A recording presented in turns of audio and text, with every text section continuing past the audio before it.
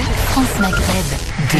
À la une de ce grand forum et pour ce lundi 21 octobre, suite aux polémiques de ces dernières semaines, plusieurs rassemblements contre l'islamophobie s'organisent à travers l'Hexagone. Ces manifestations sont-elles nécessaires selon vous? C'est la question que l'on vous pose et à laquelle vous répondez sur Facebook, France Maghreb 2, sur Twitter, le grand forum FM2. On en parle dans un instant avec Gamal Abina et Nasser Lajili. Le maire de l'île Saint-Denis ne décolère pas. Il faut arrêter de raconter n'importe quoi. Il n'y a aucune affaire d'apologie du terrorisme. Samia, ne portez pas de burqa comme j'ai pu le lire sur certains articles, mais un voile. Il s'agit juste d'un contrôle routier qui a mal tourné, comme cela arrive parfois, insiste le maire de cette ville. Il appelle par conséquent à la vigilance. La prise de position à saluer, c'est la question que l'on se pose et à laquelle on tentera de répondre tout à l'heure. Le zapping, les infos zappées, évidemment, le quiz en fin d'émission. C'est parti pour votre émission quotidienne. Ça s'appelle Le Grand Forum. C'est évidemment sur une seule et unique radio, France Maghreb 2. Le Grand Forum, Christophe Roux, 16h-18h, sur France Maghreb 2. Le Grand Forum, c'est en France Maghreb 2. Ravi de vous retrouver, c'est lundi aujourd'hui. Bonnes vacances à tous ceux qui sont en vacances. Puis il y en a beaucoup, paraît-il. C'est les vacances, les premières vacances de l'année, hein, tout simplement, pour les écoliers, pour les profs, pour les enseignants, voilà. Et vous êtes bien sur France Maghreb 2. Nous, on n'est pas en vacances, on est là et ravi d'être avec vous d'ailleurs, avec aujourd'hui pour m'accompagner, monsieur Gamal Abina. Salut Gamal. Salut, ça va? Ça va toi? Tranquillement, comme d'habitude. Monsieur Nasser Lajili, comment il va monsieur Nasser Lajili? Ça va très bien, je te remercie Christophe. Nous serons rejoints dans un instant avec une jeune femme que vous avez vue ce matin à la télé chez Pascal Pro dans l'émission. Une jeune villoise. Et une jeune villoise, absolument. Sarah Elatarque sera avec nous dans un instant. Je sais pas comment elle a fait pour supporter tout cela ce matin. On lui demandera d'ailleurs. Pour lui demander un petit peu. D'ailleurs, Pascal Pro sera dans notre zapping, lui qui se veut être pour l'interdiction du voile dans l'espace public. Alors vous savez que dans le zapping aujourd'hui on a un sacré casting. Finn Kelkraut, Zineb El Razaoui, Pascal Pro et Rachida Dati. Ça vous donne envie, non? Ah oui, j'adore. C'est très appétissant tout ça. Que des islamophobes, quoi. Oui. Quoique moi j'aime bien l'intervention de Rachida Dati parce que voilà, vous allez voir tout à l'heure à ne pas louper. Info zappé bien sûr, le quiz en fin d'émission. Et puis bien entendu la question du jour aujourd'hui parce qu'on se pose la question bien entendu suite aux différentes polémiques de ces dernières semaines, plusieurs rassemblements contre l'islamophobie s'organisent à travers l'Hexagone. Il y en avait d'ailleurs un ce samedi à l'appel des mamans de Mantes-la-Jolie qui a rassemblé visiblement entre 1500 et 3000 personnes place de la République. Ces manifestations sont-elles nécessaires selon vous? C'est la question que l'on vous pose et vous êtes 89% à penser que oui sur Facebook France Maghreb 2. Vous continuez de voter ainsi que sur Twitter le Grand Forum FM2. Vous nous appelez pour nous dire bien sûr si vous en étiez samedi dernier. Il y en a d'autres qui s'organisent, notamment dimanche 27 octobre, place de la Nation à partir de 13h. C'est un gros rassemblement à l'appel de différentes personnalités. Hein. Il y a personne qui s'en dégage, mais en tout cas c'est des militants, des organisations, des associations qui se sont regroupés. Et j'ai envie de dire, Nasser, si le fait de prendre des coups depuis des années, eh bien ça incite les musulmans à se rassembler et s'unir, tant mieux. Absolument. Moi, je suis d'accord avec toi. Donc, effectivement, là, les choses s'organisent. On voit de plus en plus de personnes qui commencent à s'inquiéter de la situation. Et bien évidemment, moi, je voudrais dire que c'est important de préciser que on est une communauté quand même qui est restée assez digne et très classe. Suite à tout ce qu'on a pu subir ces derniers temps, et aujourd'hui prend conscience qu'il y a une grosse évolution et que les choses vont faire en sorte que voilà qu'on soit plus traité de la même manière. D'ailleurs, Sarah Elatar ce matin dans ses interventions, elle a été brillante et je considère que c'est le moment de y aller. Donc faut pas avoir peur d'y aller. Et effectivement, après il y a des émissions où on a la présence des gens comme Zemmour, etc. Ça, si on peut boycotter, on le boycotte. Mais voilà, faut pas avoir peur d'y aller et de confronter ces gens-là, car ils ont eu trop souvent la parole, sans même que les personnes concernées soient sur le plateau. Alors des manifestations, est-ce que c'est nécessaire, cher Nasser? Est-ce que ça suffit? Alors ça ne suffit pas, mais c'est un début. Donc, alors, je dis ça pourquoi? Parce que il faut pas oublier que le 17 novembre prochain, il y a une grosse manifestation contre l'islamisme en France, la montée de l'islamisme en France, organisée par le Front National, par plusieurs organisations d'extrême droite. Et il est important qu'aujourd'hui qu'on montre combien on est et comment on peut être capable de nous organiser pour faire en sorte d'exister. T'as dit quoi, le 17 novembre, une grosse manifestation? Absolument. Eh ben, une manifestation sur Paris pour dénoncer l'islamisme en France. C'est l'appel de qui, ça? De plusieurs organisations politiques d'extrême droite. Riposte laïque et compagnie? Absolument. Ouais. C'est prévu le 17 novembre. Donc, je vous donne l'information. C'est prévu à 14h sur Paris. Donc, à nous de montrer aussi qu'on est capable d'être présent et d'exister. Voilà. Je suis sûr que Gamal va aller faire un petit tour. Ah, moi, j'ai avec le drapeau français direct, les petits dagues. Ça m'étonne pas, Gamal, il est capable de tout. Attends, je bouffe à tous les râteliers. Non, faut pas dire ça. Ah bah, attends, je suis désolé. Il y a c'est de la stratégie. C'est stratégique. Non, mais voilà. je viens de noyer le poisson avec eux d'ailleurs et de manger par les requins. Mais malheureusement, on peut constater une chose, c'est que là, je plaisante en vérité, parce qu'à l'époque, nous, quand on voyait des manifestations du Front National, on avait une nuée de drapeaux français qui était plutôt inquiétant de loin, et quand on se rapprochait, on comprenait que c'était très inquiétant. Et aujourd'hui, il se trouve qu'on réussit à trouver des Arabes dernier look, les derniers arrivants en général, qui rentrent tranquillement dans les manifestations d'extrême droite et du Front National pour donner le sentiment qu'évidemment c'est un parti comme tous les autres d'ailleurs et pas raciste. Et là c'est ce qui m'inquiète le plus en substance, en dehors du fait qu'il y a une montée évidente d'un racisme structuré et structurel maintenant. Mais c'est vrai que cette manifestation on dit long, ça faisait longtemps qu'on n'avait pas vu ce genre de mobilisation. Oui, c'est vrai, effectivement. Alors justement Gamal, est-ce que ces manifestations, ces rassemblements qui s'organisent à travers l'Hexagone pour dénoncer l'islamophobie, est-ce que c'est souhaitable, est-ce que c'est bien, et est-ce que ça suffit? Gamal. Alors non, ça ne suffit pas bien évidemment parce que la réponse ne peut pas être que dans la rue, ça commence par ça. Ensuite parce que malheureusement, il y a pas de structure vraiment organisée aujourd'hui, ça commence mais c'est pas encore là. Les slogans partent dans toutes les directions, on en arrive à des bisounours. J'ai vu un truc assez extraordinaire où il disait éteignez la télévision, aimez-vous. Enfin bref, ça ressemble à rien, hein. Faut être un peu sérieux. La question qui se pose aujourd'hui, c'est pas de s'aimer, c'est d'éviter de se faire massacrer par ceux qui nous détestent. Et effectivement, c'est une bonne première étape. La seconde étape, ça doit être une coalition, donc une sorte de collectif géant et national, cette fois-ci pas local, parce qu'on est tous en rang dispersé, dans le but de répondre à ce racisme qui est vraiment de plus en plus dévoilé pour le coup. Et pour y parvenir, il faut d'abord que des leaders émergent, peut-être de nouveaux leaders, parce que les anciens ne sont pas forcément les bons. Et surtout, et c'est le plus important, il faut une mobilisation populaire qui dise deux choses. La première, on doit exercer nos pleins droits, puisqu'on est citoyen de droits et de devoirs, donc les droits doivent être exercés de façon clair. La seconde, lorsqu'il y a des dérives comme ce qu'on a pu observer avec cette femme qui a été virée comme une malpropre par des gens d'extrême droite, rappelons quand même que c'est le Front National, il doit y avoir effectivement une action non seulement coordonnée en termes de communication, il faut écrire, il faut verbaliser tout ça, et surtout une action judiciaire. On ne peut pas continuer à laisser ce genre de dérive s'installer parce que on a bien compris aujourd'hui en France, avec la crise structurelle aussi, parce que c'est une crise très profonde qui est là, qu'il faut ce qu'on appelle un bouc émissaire. Ça existe depuis, c'est pas d'hier, ça fait depuis l'aube des temps que le bouc émissaire s'en prend plein la figure parce qu'il y a des problèmes qu'on peut pas régler. Donc il faut que ce bouc émissaire désigné aujourd'hui, qui représente à peu près 10% de la population, soit en mesure de dire que non seulement on existe politiquement, c'est-à-dire voter et sanctionner, et surtout qu'on existe sur le plan juridique, connaître ses droits, exercer ses droits et poursuivre quand il le faut, tout simplement. Alors on va accueillir Jean-Christophe qui lui nous appelle de Dijon, 105 points la fréquence pour nous écouter. Bonjour Jean-Christophe. Oui, bonjour à tous. Alors, je vais dire des choses peut-être très banales, très anciennes, en dehors. Vous allez peut-être les juger en dehors du propos, hein, parce qu'on pourrait continuer pendant des siècles de citer des situations, des noms, des problèmes. Mais je penserais tout simplement des choses comme ça que j'avais envie de dire. Le mystère, oui. La spiritualité, oui. Les religions, non. Excusez-moi, mais je sens ce sentiment, tout ce climat étouffant, et je continue de me dire, mais combien de siècles encore ce problème religieux est dans le monde? Et il faut pas oublier une chose, alors je ne suis pas en train du tout de dire qu'il n'y a rien, ou de défendre un néant, hein, pas du tout, bien au contraire. Mais j'avais envie simplement de vous dire ça, combien de siècles encore? Et il ne faut pas l'oublier. Nous sommes dans des croyances qui dirigent le monde. J'aurais envie de vous dire tout simplement ces vieilles questions. Où est véritablement la vérité? Chez Zoroastre, chez Vishnu, chez Yahvé, chez Jésus, Mahomet, chez Bouddha? Qui connaît le mieux Dieu?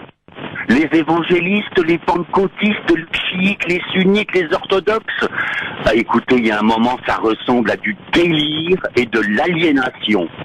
J'aurais envie de vous dire, c'est mon sentiment très bien des choses. Les religions, finalement, séparent les hommes et n'enseigne presque à la fin finalement qu'une haine de soi et de l'autre. J'aurais envie de vous dire, faire cette petite parenthèse rigolote, entre guillemets. Essayons d'oublier un peu le fait religieux. Pas d'inquisition, pas de croisade, pas de Shoah, pas de Saint-Barthélemy, pas de guerre d'Irlande, la liste serait trop longue. Oui. Intéressant. Voilà. Alors, oui, Jean-Christophe, Gamal, peut-être pour y Alors, répondre. Déjà, bon, qui sommes-nous J'ai pour envie savoir? de terminer avec ça, mes chers amis. Je deviens de plus en plus mais réactif sur tout ça, c'est insupportable. Oui. C'est ce que j'ai répondu avec une jeune femme avec laquelle je parlais l'autre jour, et on parlait de ce problème de religion. Je lui disais, écoute, j'en suis là, pour moi, servir, et je vous l'ai dit, hein, spiritualité, oui, le mystère, oui, évidemment. Mais j'en suis là. Servir je une vous religion, entends.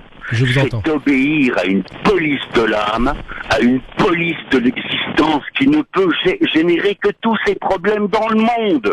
J'aurais envie de vous dire, chers amis, les religions portent en elles les germes de ces totalitarismes qu'on a vu pouvoir apparaître dans notre histoire humaine. Bon, Jean-Christophe. On peut répondre? Oui, c'est possible. Tout à fait, j'ai Alors, terminé. je vous ai entendu avec beaucoup d'attention. Alors pour commencer déjà, caractériser le fait religieux et la guerre, c'est oublier Troie, Sparte, les guerres avant les religions monothéistes. Tout cela n'existait pas forcément sous le sceau de la religion. C'était une question d'hommes et de conquête et de pouvoir et de conquête territoriale. Donc la religion n'est qu'un drapeau dans lequel certains se drapent pour pouvoir légitimer une action violente et une action de spoliation. Ça, c'est la première des choses. Deuxième chose, on n'est personne pour savoir quel est le meilleur des dieux, si Dieu il existe ou pas. D'ailleurs, c'est même pas la question. Vous, si je vous pose une question toute simple, vous allez pas pouvoir me répondre, mais je vous pose la question. Vous croyez en la science et vous croyez en l'atome, oui ou non? Allô? Oui, je crois en l'atome. Vous y croyez? Est-ce que vous avez déjà vu un atome? Bah, bien sûr que non, on ne voit Bien pas. sûr, merci de le rappeler. On ne voit pas l'atome, mais on voit sa manifestation autour de nous. On a cassé le noyau atomique, on a pu faire des bombes atomiques grâce à l'atome et non pas grâce à la religion. Donc c'est la science qui est devenue vraiment le vrai problème. Aujourd'hui, la science et la barbarie des sciences, des guerres qu'on a appelées industrielles. Vous avez fait référence à la Première Guerre mondiale, pas mais la Seconde. Les deux guerres qui ont été caractérisées par l'apologie de la science et de la destruction de l'homme et la négation du fait religieux. Ça, c'est la première des choses. Deuxième chose, vous ne croyez donc en l'atome et en la science, mais vous ne croyez pas en Dieu. Mais vous croyez en la spiritualité. Non, je n'ai pas dit ça justement. Non, je traduis, j'ai bien entendu. Spiritualité. Je ne défendais aucun néant. Le mystère. J'entends. Oui. La spiritualité, oui. J'entends. Les religions ne sont que des affaires d'hommes. C'est pas tout à fait exact. Et en vérité, il y a une chose qui est certaine. Et là, je renvoie cette fois-ci à Abraham et la première religion monothéiste déclarée. Je rappelle que la première. Oui, j'aurais envie de vous dire, c'est là quel problème. Ces trois monothéismes sont trois commençons poisons. par le premier monothéiste extraordinaire déclaré, donc Abraham et Moïse, qui reçoit les tablettes de la foi. Et pour la première fois, et ça, je vous invite à regarder l'histoire. Dans l'histoire de l'humanité, pour la première fois, un texte dit à un homme: tu ne tueras point ton prochain. Un texte réglemente le rapport entre les hommes et la non-spoliation des biens de l'autre. Ça n'existait pas avant ce texte. Il n'y avait aucun texte de loi qui a été produit à partir de l'idée de se dire que l'homme doit être respecté. Donc vous me dites que la religion a eu des dérives, je l'entends bien, mais pour la première fois, pour que l'homme devienne moins sauvage que ce qu'il était auparavant, et il était très sauvage, Dieu a dit à l'homme, Dieu a dit que vous y croyez ou pas, a dit à l'homme: vous ne devez plus tuer votre frère. Et ces religions qui ont été pour certaines dévoyées, de toute façon, ce sont les hommes qui ont détourné le message. Dites-moi, vous ne tuerez pas votre frère. Il y a toujours eu cette tradition guerrière. Moïse a été un grand furieux aussi. Mahomet ne tuait personne. Pour se défendre. Ne massacrait pas. Pour se défendre. Uniquement pour se défendre. Pour se défendre. Attendez, j'ai pas entendu. L'antisémitisme? Vous êtes sérieux là? Le massacre de gens qui vous attaquaient. C'est de la défense, monsieur. Je vous le dis, c'est toujours cette même vieille histoire stupide dans le monde. Un homme sort un jour d'un palais, d'un désert, d'un autre lieu, de la pauvreté, proclame que Dieu lui a parlé et à lui seul, et puis voilà, quelques siècles après, on retrouve quelques millions de gens qui se prosternent. Enfin, bref, merci. On est dans la Monsieur Christophe, Monsieur Jean-Christophe, c'est ce que je voulais vous dire quand je parlais d'une spiritualité et du mystère. Pour moi, je vais vous dire simplement les choses. Ces religions, en fait, empêchent, d'une certaine manière, d'accéder véritablement à ce qui est le plus haut. D'accord.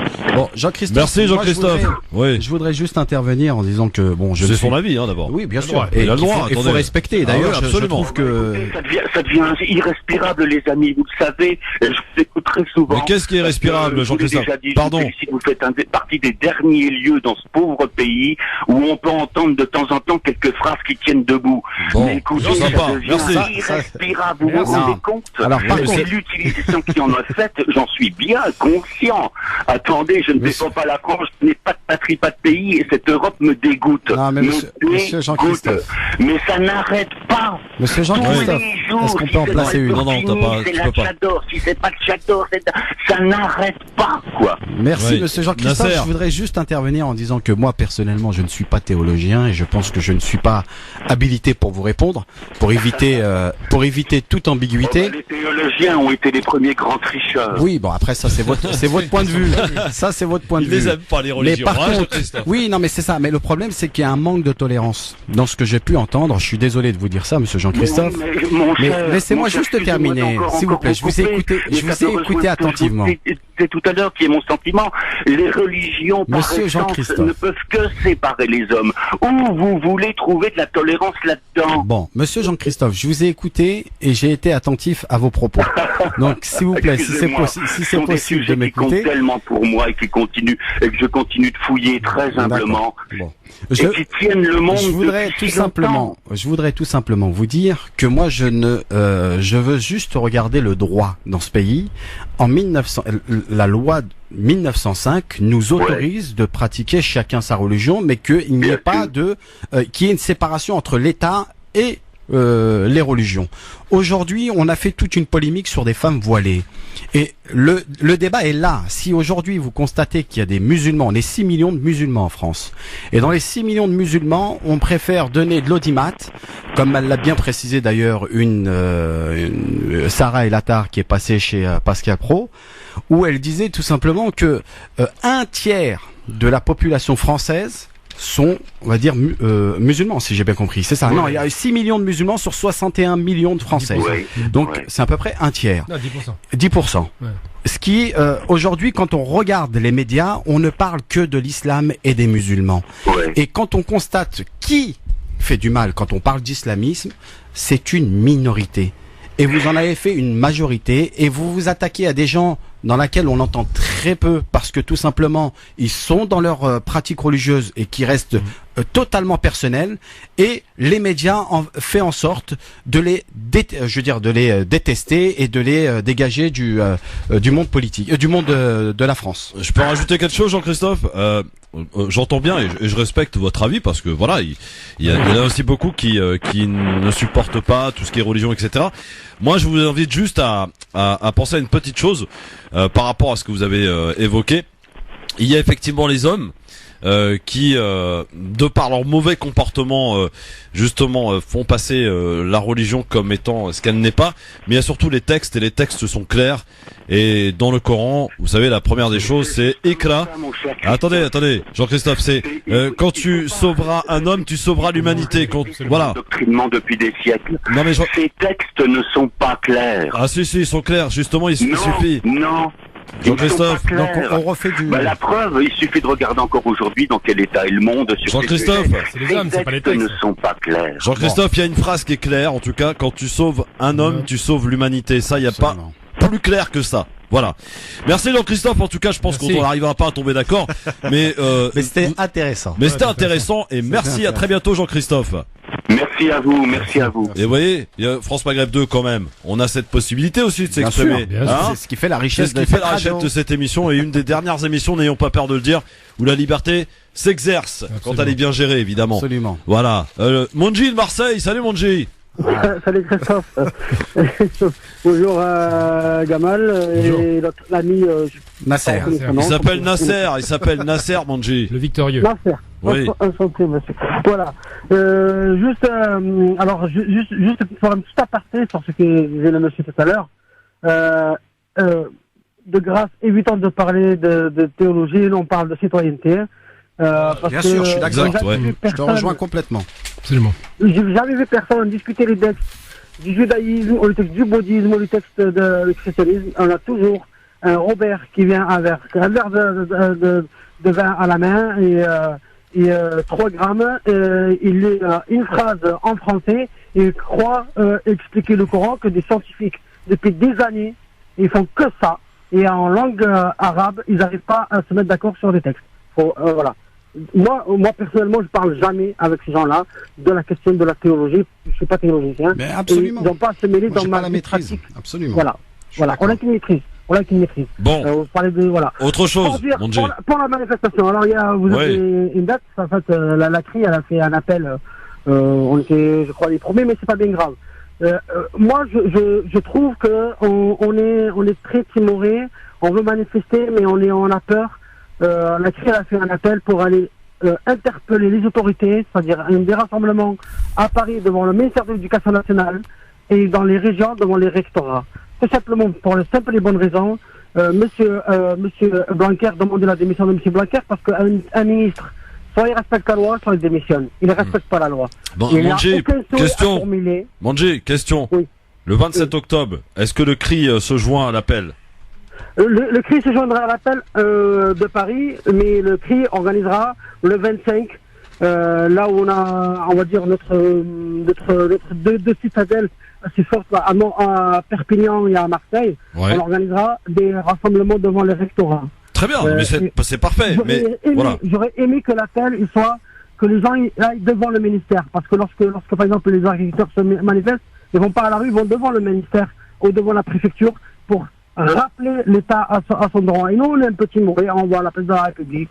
On a nos habitudes, voilà, et comme ça. Non, mais là, ça sera la nation déjà, c'est un peu plus symbolique. La nation, on est nation, le problème il est réglé. Manji, le ministère, il va. tu connais pas Paris, nous, ça sera à la nation, hein, c'est un peu plus symbolique que la place de la République, si tu me permets. Oui, ouais, voilà, mais bon, non, d'accord, il n'y a pas de souci. Par contre, voilà, pour moi, c'est le plus pertinent. Mais surtout, je vais tirer la sonnette d'alarme, mais je vais pas être très long. J'ai fait un petit article là-dessus il y a un petit moment. J'ai dit, on a 2 lois qui sont des pieds d'Amoclès qu'on a sur la tête. La loi sur le nounou voilé qui est votée au Sénat et que on a pu repousser. Manji, ils étaient où les musulmans? Ils étaient où les musulmans en 2004 et en 2010? Pardon de vous le dire comme ça, mais Rachida Dati, elle l'a dit hier, elle a raison. Elle a raison, Rachida Dati. L'UF, il a vendu le match.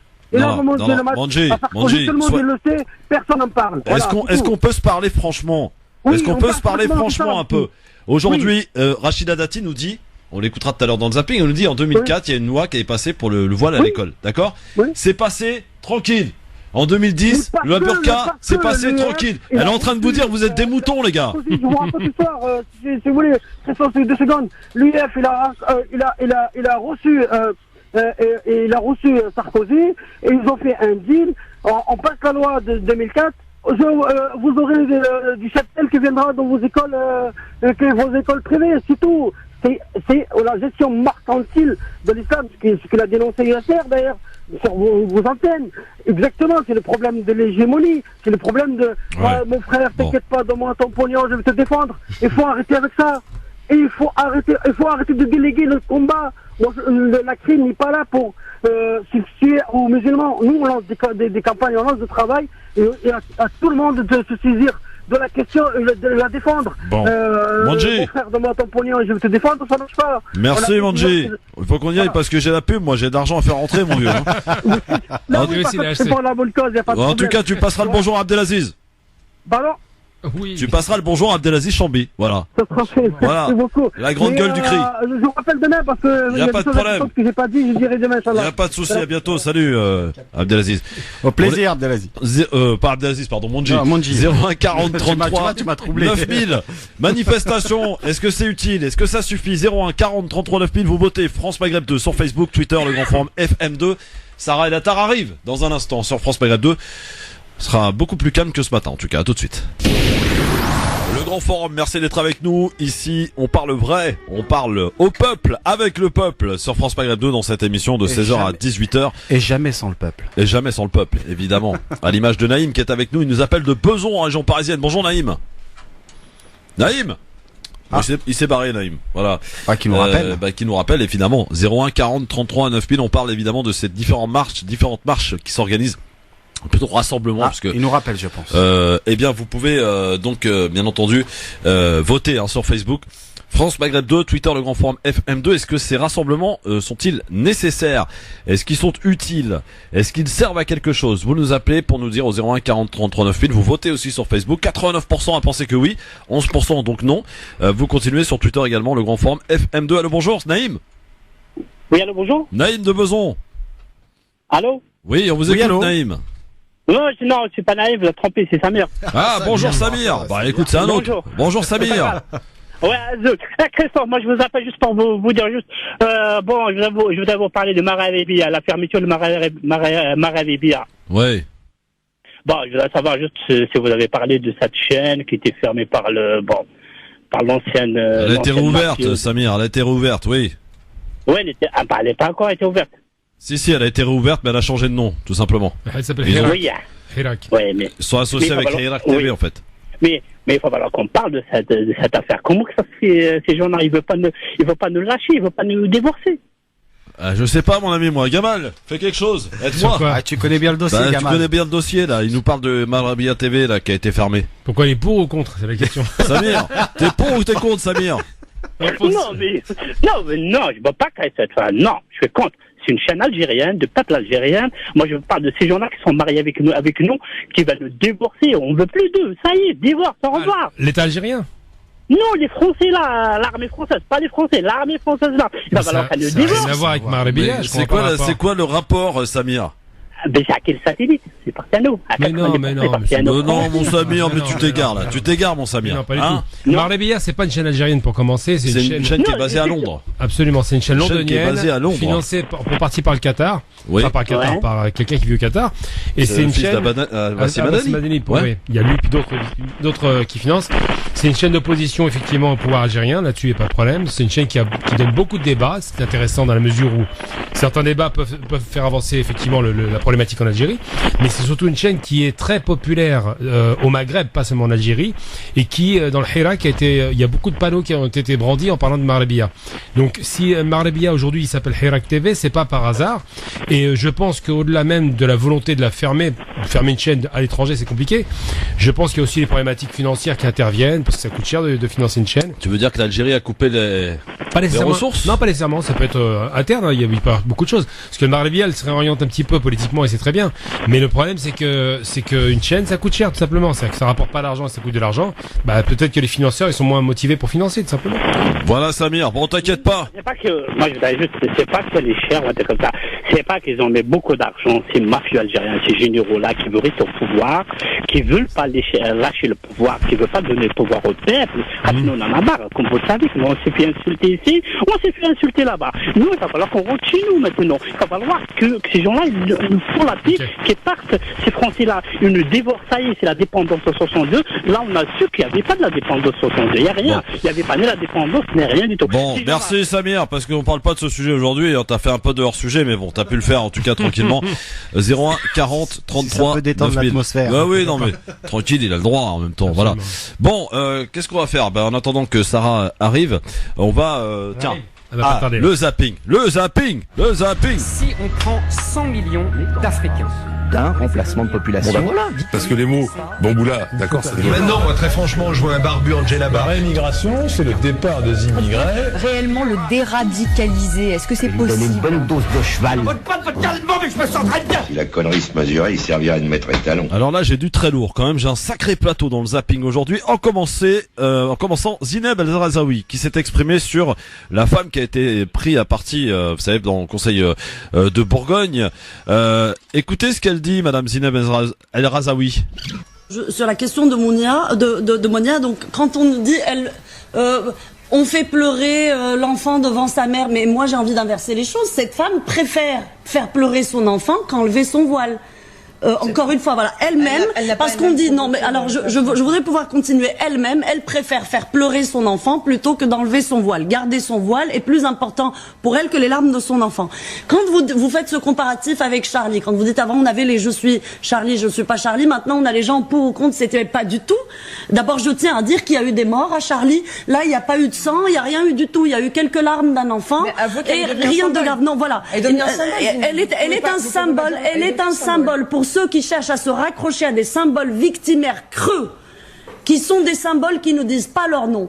Cette femme est une militante islamiste qui l'a démontré en se confiant au CCIF. C'est pas la peine de lui faire de la pub, c'est ça que veut dire Monia, c'est ça. Voilà, pour Zineb El Razaoui qui a, je le rappelle, une audience, puisqu'elle est présente tous les matins sur LCI. Voilà. Comme quoi ça rapporte finalement de s'attaquer à l'islam, aux musulmans, etc. Gamal. Oui, c'est très porteur. Mais j'ai cru que c'était Elisabeth Lévy d'ailleurs, parce qu'ils ont la même voix. Elles ont la même voix toutes les deux, mais oui, effectivement, de toute façon, l'argument qu'elle développe est ridicule. L'idée de se dire qu'on est militant islamiste parce qu'on va taper au CCIF, qui est quand même très connu aujourd'hui en France et qui effectivement fait un travail de défense des musulmans quand ils sont attaqués, ça veut pas dire qu'on est militant, ça veut dire qu'on se défend tout simplement. Ensuite, Zineb El Razaoui, elle a un passé qui n'était pas forcément évident à gérer. Et elle a besoin, effectivement, ça rappelle d'autres personnes qui ont besoin d'en faire plus pour exister, tout simplement. Bon, alors on passe à autre chose, alors. Oui, ça vaut mieux. Un autre casting, pas mal. Alain Finkielkraut, les femmes voilées sont la non-France.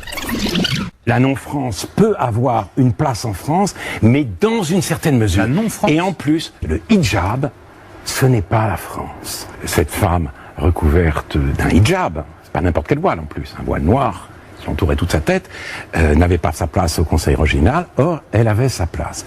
Mais le hijab, ce n'est pas la France. Et la France est en effet une mémoire, une histoire, des mœurs et des principes.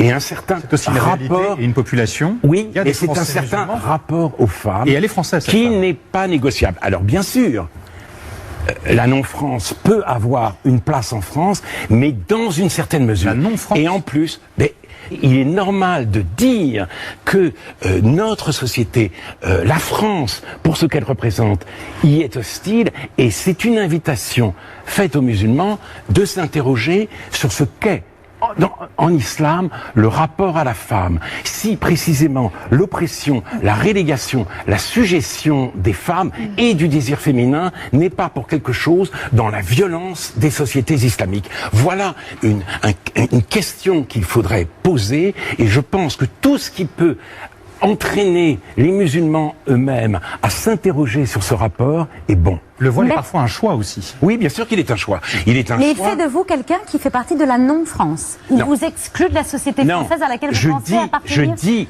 personne n'est exclu. Les jeunes filles de Creil, les jeunes filles du collège de Creil n'ont pas été exclues de la classe. C'est le foulard qui a été exclu. Donc on dit, le hijab ne fait pas partie. Donc ça ne veut pas dire que on exclut qui que ce soit. Voilà, Finkielkraut, le voile est un non-France, c'est de la non-France. C'est ridicule. Moi, pour un type qui est d'origine polonaise, c'est quand même fort du café. J'ai envie de rappeler quand même le passé. Les Juifs, avec leur kippa en Allemagne chez les nazis, c'était la non-Allemagne. C'était pas des bons Germains, pas des bons Allemands, pas des bons Ariens. Et surtout, ils avaient une religion qui n'était pas compatible avec le dogme catholique qui était dominant chez les nazis. Je précise quand même, pas en Allemagne. Donc, quand il parle de non-France, je répondrai qu'il est un non-juif des années 30 et que ça aurait pu être un excellent capot. Bon, très bien. Mon cher Nasser, qu'est-ce que tu veux que il y a rien à ajouter. Peut-être qu'on va poser la question à Sarah Elatar qui nous a rejoint. Bonjour Sarah. Bonjour. Alors vous êtes la non-France selon Finkielkraut, ma chère Sarah. Bah écoutez, je l'apprends tout juste. Après, quelque part ça ne m'étonne pas. Parce que finalement, c'est une personne de plus qui alimente le climat, qui attise la haine en fait. Et je reprends d'ailleurs les propos de la présidente du conseil régional de Bourgogne-Franche-Comté qui a fait une remarque très pertinente et qui a conclu son propos en disant que c'était une manière désolante d'attiser la haine et la malveillance entre nous. Donc quand j'entends des personnes parler de cette manière-là, je me demande quelle France on veut en fait. Est-ce que c'est une France d'union ou une France de division ? Vous étiez chez Pro ce matin, on va en reparler dans un instant. Sarah Elatar, bienvenue à vous. On termine ce zapping, vous n'êtes pas au bout de vos surprises, vous allez voir. Hier sur CNews, Rachida Dati s'est prononcée pour l'interdiction du voile lors des sorties scolaires. Est-ce qu'on explique ?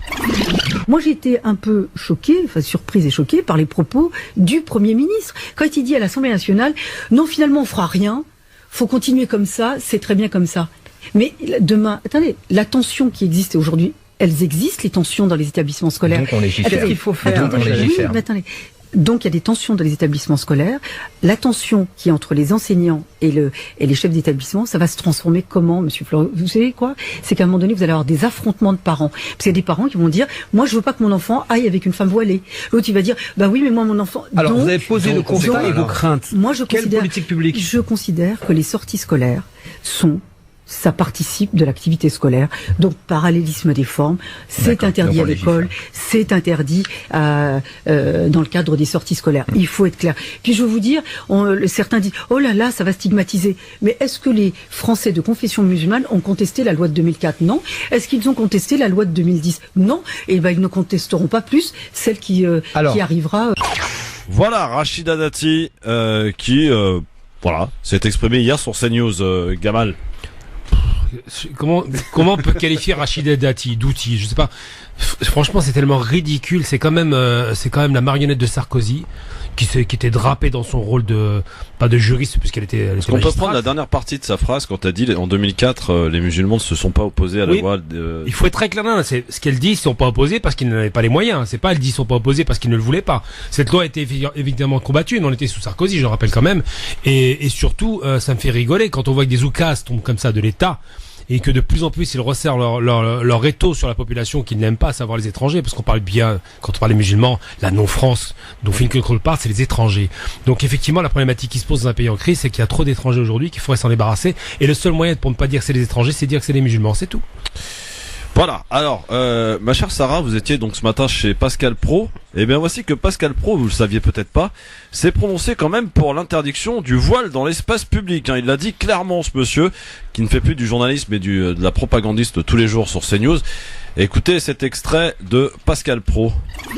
Le voile, il faut pas seulement l'interdire à l'intérieur. Mais dans l'espace public. Il faut pas seulement l'interdire là, il faut l'interdire dans l'espace public. Mais oui, madame. Absolument. Je suis désolé de vous le dire comme ça. Il faut interdire le voile en France dans l'espace public. Moi, je pense juste aux personnes qui regardent cette émission et qui sont de confession musulmane. Eh bien, moi, je suis atterrée. Je suis atterrée par le niveau de violence aujourd'hui dans la société. Oui, c'est vrai. Je voudrais de la faute à qui, madame? Attention. De la faute à qui? Des deux côtés. Et que les chaînes ont une responsabilité aussi dans les propos qu'ils laissent tenir et dans l'audience qu'ils donnent à un certain nombre de personnalités. Et je pense notamment à Monsieur Zemmour qui a tous les soirs aujourd'hui, qui a maintenant sur votre chaîne toutes les semaines l'audience alors qu'il a été condamné pour incitation à la haine raciale. Mais qui vous êtes pour nous donner des leçons de morale? Mais je vous donne pas des leçons de morale, je vous donne une opinion, monsieur, je suis là pour ça. C'est ça qui me... Non mais vous m'invitez. Elle donne des opinions, mais c'est incroyable de dire. Vous êtes en train de dire que pour vous donner une opinion. Mais vous dites que les chaînes info... Je suis pas d'accord avec vous qu'il faut le dénigrer. Je peux parler Gérard Leclerc sans que vous vous en mêliez? Ou autrement, moi je vous dis de sortir Gérard Leclerc. Non mais vraiment, c'est insupportable. Chut. Franchement, vous dites les chaînes info. Donc je me sens visé. Oui. Donc je vous dis pour les chaînes info, nous donnons la parole à toutes les expressions qui sont autour. Vous êtes sur ce plateau. Pas de manière très équilibrée, si je peux me permettre.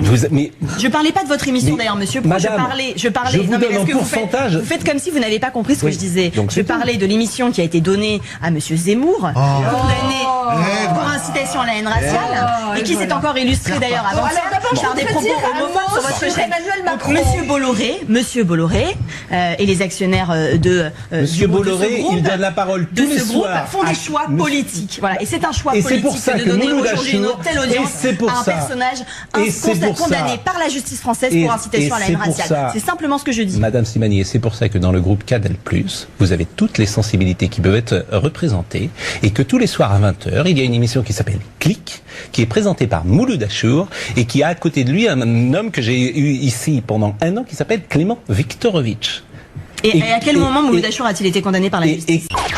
Voilà pour cet extrait. Donc vous l'avez compris, Sarah, Pascal Praud, l'animateur, enfin le journaliste ou non mais faut être déliré. Pascal Praud, je suis désolé, il fait du foot. Oui, à la base, absolument. Non, mais c'est un mec qui tient un comptoir, qui donne les résultats du foot. C'est pas un journaliste. Il faut quand même remettre les choses en place. Sarah Datar, vous le saviez qu'il était pour l'interdiction du voile dans l'espace public, quand même.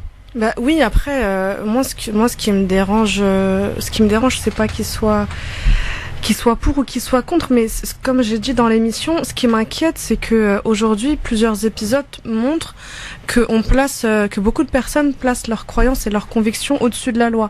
Donc voilà, on peut avoir des désaccords, on peut ne pas partager des points de vue. Maintenant, ce qui est quand même important, c'est qu'on n'ait pas d'orgueil et pas d'égocentrisme pour pouvoir accepter que la loi est au-dessus de tout. Et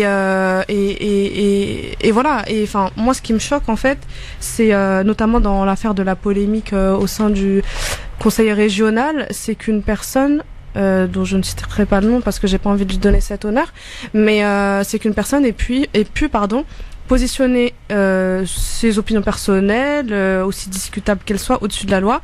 Et finalement, c'est le point commun entre ces extrémistes-là et les terroristes, puisqu'ils placent leur avis au-dessus de la loi française. Quand on a annoncé votre venue, chère Sarah, beaucoup vous ont félicité sur votre passage ce matin chez Pascal Praud.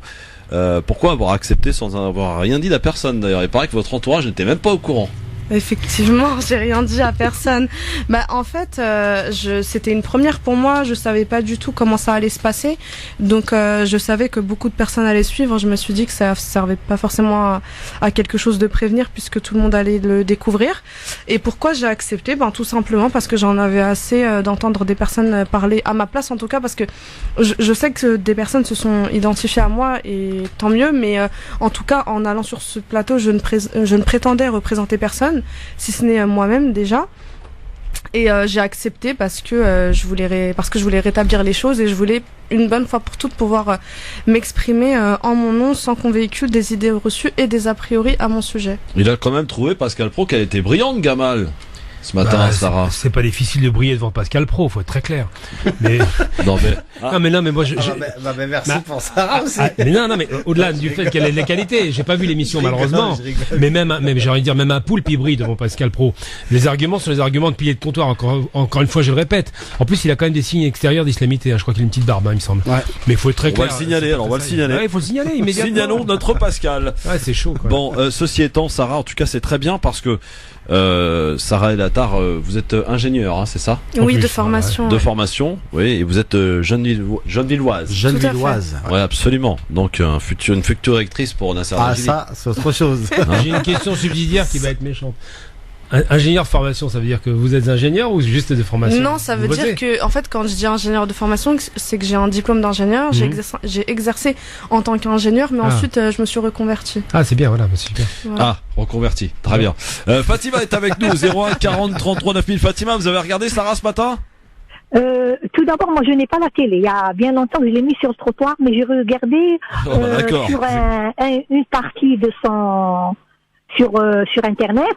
Et donc, je l'ai trouvée premièrement très brillante. Mais moi, je suis pas d'accord pour qu'elle aille dans cette cage à fauve avec Lévy, qui est une roublarde du journalisme et de la politique.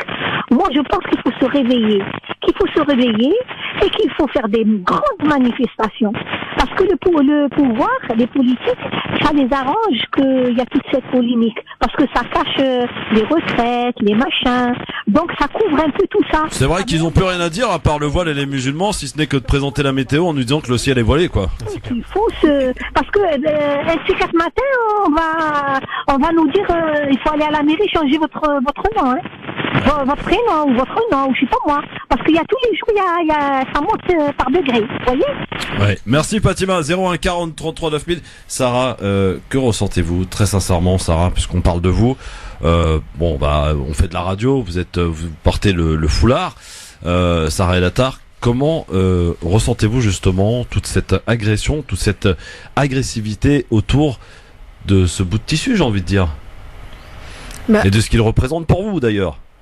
Quelque part, en fait, je conçois qu'il y ait des personnes qui peut-être sont dans l'ignorance, parce que quand je travaillais, vous savez, parfois j'avais des discussions avec des collègues qui étaient pas spécialement hostiles, que ce soit à l'islam ou au foulard, mais qui étaient simplement ignorants, mais eux au moins avaient l'ouverture d'esprit, d'écouter, de poser des questions. Donc ça, c'est une réalité, parce que je pense que les choses ne sont pas binaires. On a des détracteurs du foulard, mais à côté de ça, on a aussi des personnes qui ne savent pas en fait comment se positionner et qui sont indirectement victimes du climat de tension et de haine qui est véhiculé par la sphère médiatico-politique. Donc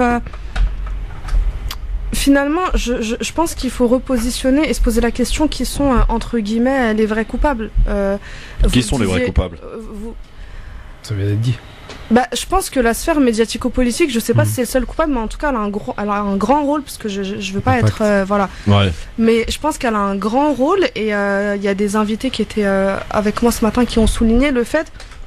Je l'ai rappelé, je crois aussi, parce que j'ai pas visionné mon passage, mais on est moins d'un quart, on représente moins d'un quart de la population et on occupe plus de 3/4 du débat public, alors qu'il y a des problématiques, je vous apprends rien, comme l'emploi et le chômage, les retraites, la question de la santé, de la justice. Effectivement, quand il y a ces dernières semaines et ces derniers mois, quand il y a des milliers ou des millions de personnes qui sont descendues dans la rue, je pense pas qu'elles protestaient contre le foulard islamique. J'ai pas compris, un quart qui a dit ce chiffre, il est fantasy, c'est 10% de la population. Moins d'un quart, j'ai dit. Mais c'est même, non, mais ils disent c'est pas moins d'un quart, c'est vraiment 10%. On estime à 6 millions. Ouais, c'est-à-dire que c'est marginal, on est à la marge. Et effectivement, la problématique qui se pose en substance, c'est alors le truc, c'est qu'à l'époque, quand on disait sale arabe, c'était entendu et c'était interdit après par la loi. Aujourd'hui, on parle des musulmans pour pas dire sale arabe, ça c'est évident. Absolument. Mais la vraie problématique qui se pose aujourd'hui, c'est quoi? C'est l'hystérisation littérale du débat. On peut plus discuter avec ces gens-là. Et surtout, faut quand même voyager, parce que la France n'est pas le centre du monde, loin s'en faut.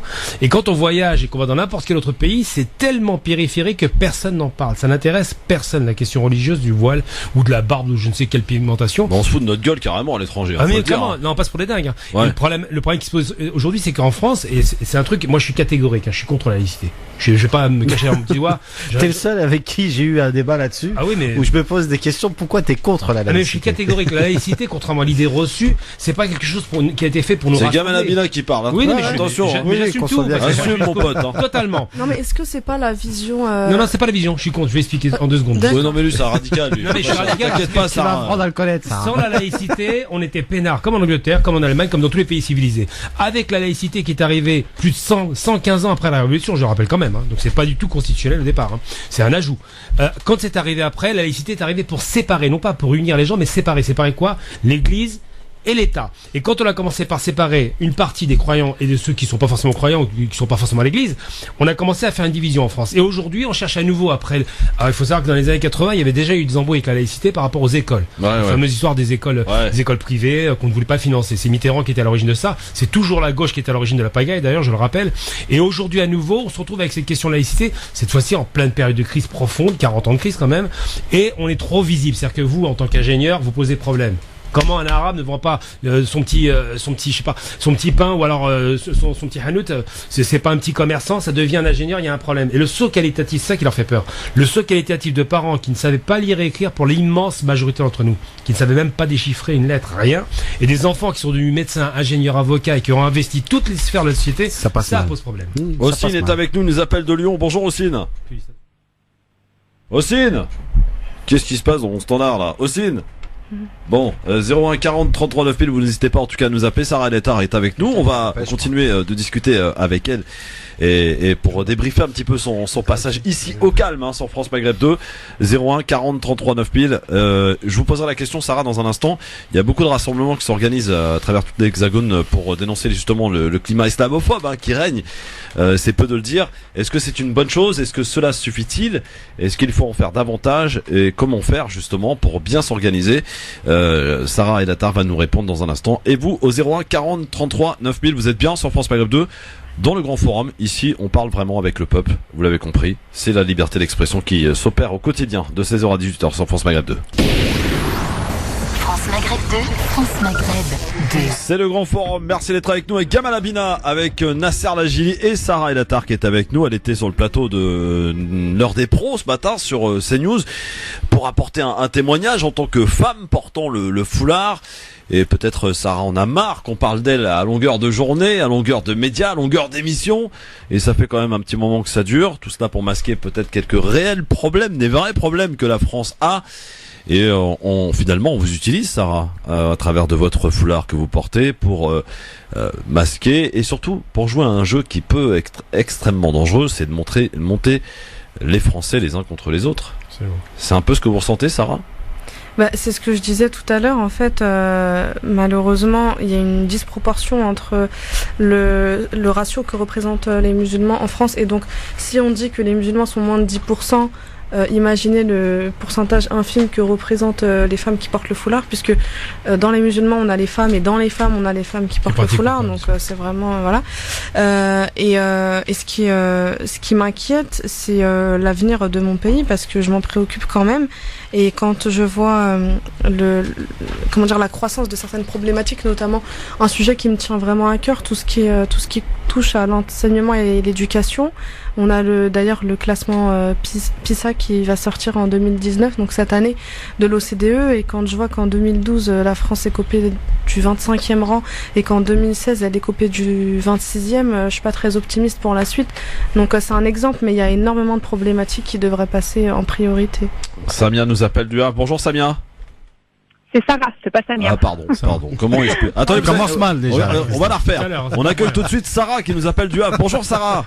Bonjour. Bonjour. Moi j'aimerais bien intervenir sur ça, un petit peu la polémique en ce moment, la grosse polémique, comme d'habitude. De toute façon, il y en a toujours une dans la semaine qui concerne les musulmans. Moi, j'aimerais savoir, c'est aujourd'hui la communauté musulmane, qu'est-ce qu'elle attend pour être soudée, pour se montrer, manifester. Là, il y a eu une manifestation dernièrement à la République, je crois, à Paris. Oui, c'était samedi, oui, absolument. Voilà, mais je comprends pas. Il y avait à peine 2500, 3000 personnes, hein. C'était pas mal. Voilà, pas mal, oui. C'est pas mal, mais le problème, c'est que là, c'est à Paris, mais ça aurait dû... Enfin, les musulmans, on est là dans toute la France, on est présent dans toute la France. Où est-ce qu'ils sont, les autres? Où est-ce qu'ils sont? Parce que, à part parler sur les réseaux sociaux, ils sont pas là. Non mais 3000 personnes à Paris, pour moi c'est ridicule, hein, excusez-moi, mais non mais vu la spontanéité, c'est pas mauvais. Oui, non mais c'est pas mauvais dans le sens où ça a été organisé. Rappelons quand même le contexte par des mamans de Mantes-la-Jolie, pour rappeler un petit peu, rafraîchir la mémoire à quelques personnes. C'est 130 élèves qui ont été humiliés par la police, vous vous souvenez, à Mantes-la-Jolie. Et voilà, donc ces mamans on a eu plus cassé, et ça peut se comprendre, et organiser donc cette manifestation de manière spontanée, et de réussir à engendrer 3000 personnes. Moi, ce qui se pose, soyons franchement, on va parler vrai comme on le fait d'habitude, Sarah, dans cette émission. Il y a un véritable problème d'ego dans cette communauté. Il y a des gens, et on peut les saluer, qui essaient d'essayer de rassembler les uns avec les autres, les organisations avec une autre, des associations avec une autre. Je vous fais le pari, quand vous appelez quelqu'un pour le solliciter, Nasser, qu'est-ce qu'on te demande? Il y a qui avec vous? Il y a qui dans l'organisation? Ça, voilà. C'est clair. Ça, c'est la première question. C'est pas normal, ça. C'est pas normal. C'est pas normal. Voilà. Alors... Même si je suis pas d'accord avec Nasser ou avec Gamal, pour notre, non, mais attendez, pour notre unité et pour défendre ce qu'on a de commun ensemble, on va se mettre d'accord. Absolument. Et on discutera de ce pourquoi on n'est pas d'accord par la suite. Mais là, il y a urgence. Alors, s'il faut que les musulmans se fassent taper dessus, se fassent insulter et cracher dessus pour qu'ils s'unissent, eh bien, allons-y. Oui, bien sûr, il faut aller au front, là, de toute façon. Là, c'est pour ça, c'est une guerre. Concrètement, c'est une guerre. Et à un moment donné, c'est qu'est-ce qu'on fait, nous? Il faut se poser la question, qu'est-ce qu'on fait en tant que musulmans? C'est la guerre chez France Télécom aussi, hein, ça grésille pas mal. Oui, c'est vrai. Il faut que les musulmans, à un moment donné, ils sortent de chez eux, qu'ils arrêtent de parler que sur les réseaux sociaux ou chez eux, entre eux. Enfin, ça suffit pas. Là, on est arrivé dans un temps où on n'a pas envie de se retrouver comme les juifs en 39, 40, 44, 43, je sais plus. À un moment donné, il va falloir qu'on sorte et qu'on commence à parler haut et fort. Voilà. Merci Sarah du Havre. Voilà. Ça peut répondre à ça? Oui, moi, je voulais juste intervenir sur ce qui a été dit. Moi, la vraie question qu'il faut se poser aussi, c'est de savoir que font les lieux de culte. Que font les responsables des lieux de culte. Tous les vendredis, au Jumu'ah, on a plus de entre 5000 et 7000 fidèles dans certaines mosquées, d'autres où on est à 900, 1000, mais pas un mot sur toute la polémique. Ou s'il y a un mot, c'est de dire rester solidaire et point barre. Mais quand on essaye de s'organiser, de dire voilà, maintenant il est temps qu'il y ait une organisation pour dénoncer tout ce qui se passe, là il n'y a plus rien. Bah si, te sollicite pour que tu donnes de l'argent pour telle ou telle mosquée. Ça c'est encore un autre problème. Voilà. Bah oui, ça marche très bien ça. Gamal. Moi j'allais dire un truc, c'est que le problème des mobilisations de ce type, c'est qu'il faut un mot d'ordre unitaire. Il n'existe pas aujourd'hui. Il faut une organisation sérieuse. Et moi, j'ai envie de prendre le modèle qui est un grand modèle à mon sens. C'est celui des... Non, pas du tout. Martin Luther King, Malcolm X, mais surtout Martin Luther King quand il a fait ça, et qu'on l'a revu après par Louis Farrakhan, réunir 1 million d'hommes à Paris. Voilà, d'hommes et de femmes. Quand je dis hommes, on peut le faire. On peut le faire, mais il faut le faire longtemps à l'avance. Faut arrêter de faire un truc de braquage. Parce que là, alors, j'étais dimanche à la manifestation, j'ai vu... Samedi, excusez-moi. J'ai vu dimanche, il n'y avait plus personne. Hein. Oui, effectivement, oui. Ouais, si tu as été dimanche, c'est normal qu'il y avait personne. J'étais à la pêche, non. Plus sérieusement, j'y suis allé samedi, donc, ce que j'ai vu, en termes d'organisation, malheureusement, c'était marginal, parce qu'ils n'avaient pas de moyens. Ça pose problème. Il va falloir cotiser pour faire les moyens, mettre en œuvre les moyens. Mais surtout, ce que j'ai vu, c'est que tous les médias étaient là. Ça, c'est fort, ça. Ouais. Ça signifie que la première mobilisation a mobilisé... Autant d'Arabes dans la rue, ça interpelle. Pas tant que ça, parce qu'on a eu 100 000 Arabes pour la Palestine en 2014, et pour autant, il n'y avait pas forcément autant de médias que ça. Là, aujourd'hui, samedi, c'était vraiment massif. La présence de tous les médias nationaux et même internationaux, j'ai même vu la BBC, pour tout vous dire. Donc le problème, c'est que c'est pas de savoir qu'on n'a pas d'audience ou de résonance, c'est de savoir que les leaders d'opinion et les principaux leaders d'opinion en dehors des militants... Attends, mais tu parles de la manifestation qui s'est passée samedi. On n'en a pas parlé dans les médias.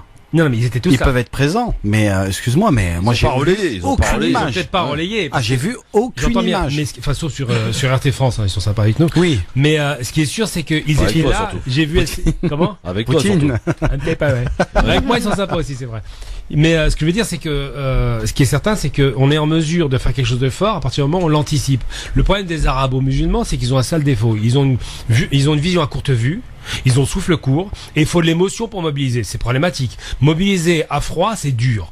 Et ce qui est difficile, effectivement, ce serait intéressant aujourd'hui, je fais un appel général à toutes les forces vives qui prétendent lutter contre l'exclusion, le racisme et toute forme d'islamophobie, puisqu'il y a plusieurs formes, il n'y en a pas qu'une. Il n'y a pas que les femmes qui sont visées ou les barbus. Maintenant, on élargit le débat. C'est de faire en sorte qu'ils se mettent tous d'accord une bonne fois pour toutes pour faire une sorte de grande réunion de travail. Je parle pas de manifestation. Ça se fait, gamin, en ce moment. Non, mais je parle d'une grande, pas une ville par une ville. C'est-à-dire que toutes les villes se mettent d'accord, parce qu'on se connaît tous. Et qu'on dise, voilà, on va se prendre un rendez-vous, quitte à le faire sur Skype, et se dire quelles sont les finalités, les moyens, les slogans. C'est tout. Et venir sur un slogan. Le seul slogan possible, c'est quoi? C'est est-ce que tu es digne et est-ce que tu es capable de montrer à la face du monde et pas seulement de la France, que tu es capable de te mobiliser dignement, de façon structurée, de façon disciplinée, qu'il n'y ait pas d'excitation, des petites pancartes qui soient balancées partout, mais un message unitaire. Si on fait ça, on gagne. Si on fait pas ça, on est des rigolos. Sarah, est-ce que ça sert à quelque chose, les manifestations? Est-ce que ça suffit pour dénoncer ce climat délétère? Délétère, oui, absolument. Pour la première question, est-ce que ça sert? Oui, je pense que ça sert de toute façon, quelles que soient les causes. Tu en seras ce dimanche 27 octobre? Alors je sais pas encore, faudrait que je vois avec mon planning, mais si je peux y être, bien sûr que j'y serai. Mais je pense que c'est une bonne chose parce que de toute façon c'est la manière la plus respectueuse de protester contre quelque chose, donc de manifester pacifiquement. Après je rejoins monsieur sur le fait que s'il n'y a pas de discipline, ce sera de toute façon pas utile. Et puis je suis aussi d'accord sur le fait qu'il faut arrêter d'organiser des choses pour hier si vraiment pour vraiment servir défendre ce qu'on a à défendre, vaut mieux s'organiser en amont et se structurer. Sarah, est-ce que vous avez eu à subir justement un rejet du racisme, de l'islamophobie, clairement, parce que vous portez le voile aujourd'hui dans ce pays qui s'appelle la France?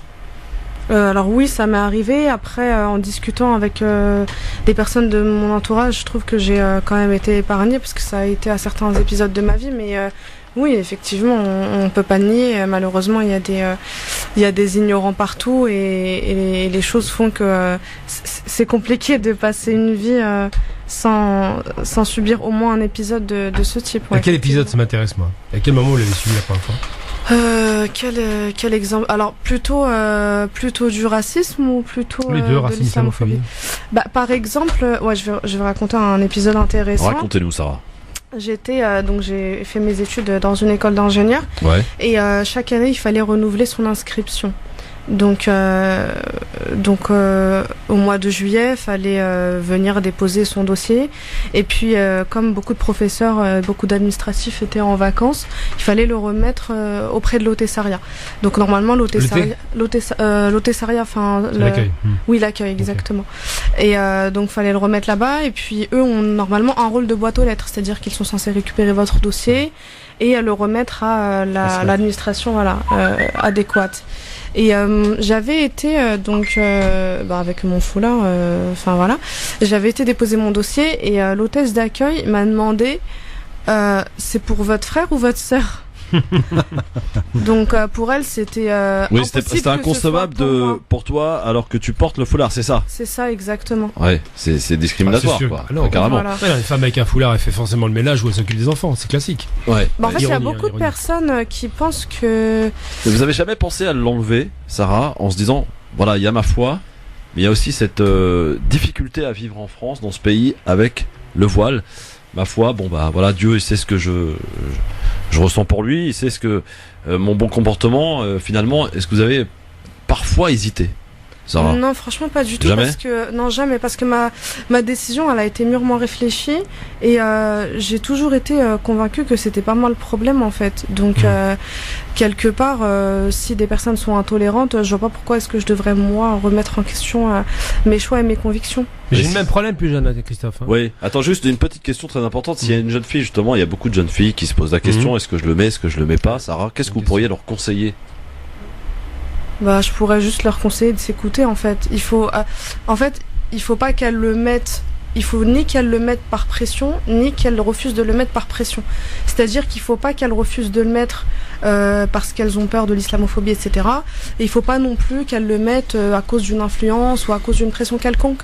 Il faut que la décision soit la leur. Oui, alors justement, quand les médias disent les femmes qui mettent le voile sont des femmes soumises, ils ont quelque part raison. Parce que les femmes sont soumises à Dieu, tout simplement. Oui, ça reste personnel. Non mais d'accord, mais c'est ça, c'est de la soumission à Dieu. En fait, c'est pas ce qu'ils veulent dire. En fait. Oui, bien entendu. Sauf qu'ils vont pas jusqu'au bout du raisonnement. Eux, c'est ce qui s'est dit d'ailleurs ce matin. Des hommes qui les forcent à leurs femmes qui. Parce que les hommes qui portent pas le voile se considèrent soumis à Dieu aussi. Hein. Non, nous, on porte pas. Oui, voilà. Ou pas d'ailleurs. Mais l'habit ne fait pas le moine de toute façon, vous le savez très bien. Karim nous appelle d'où, Karim? Oui, de Puteaux. De Puteaux. T'aurais pu venir plus tôt alors. Oh là là. Oh, c'est bidon, je sais. Bon, Karim, qu'est-ce qui se passe, Karim? Bonjour à toute l'équipe déjà. Voilà. Bonjour. Écoutez, je vous écoute comme à mon habitude attentivement quand j'ai le temps. J'ai entendu, vous voulez parler rapidement de différents points. Le mot structure, qui fait entièrement d'accord avec vous.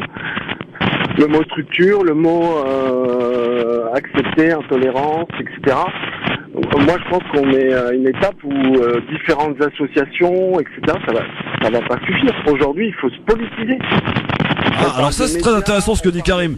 C'est encore plus difficile. Karim, c'est très intéressant ce que tu dis, Karim. Il faut se politiser.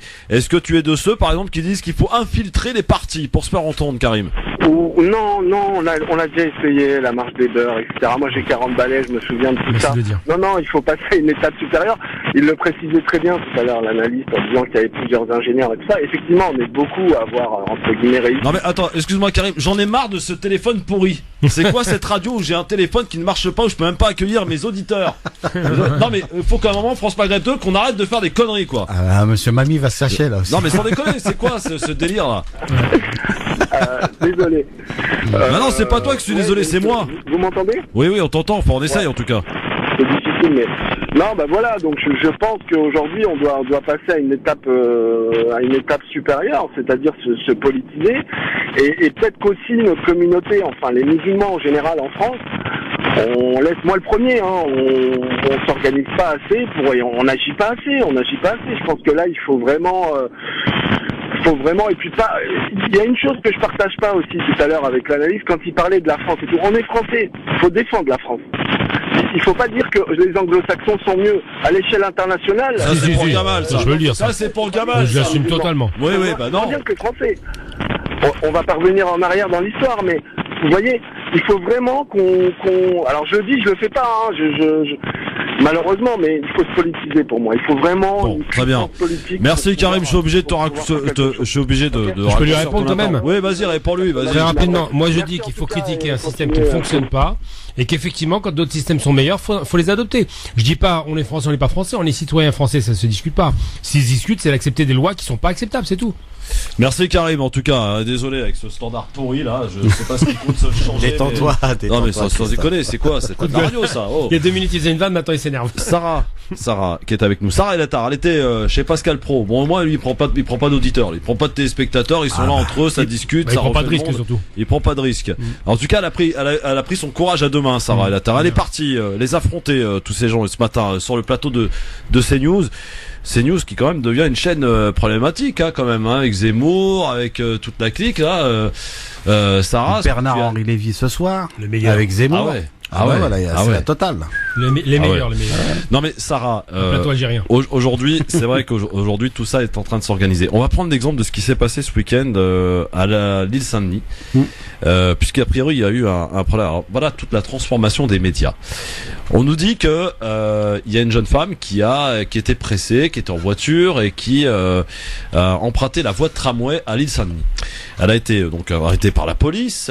Un contrôle qui a dégénéré. La préfecture de police n'a pas hésité à dire qu'il y a eu apologie du terrorisme, qu'il y a eu un appel à attroupement, et que cette femme a refusé de sortir.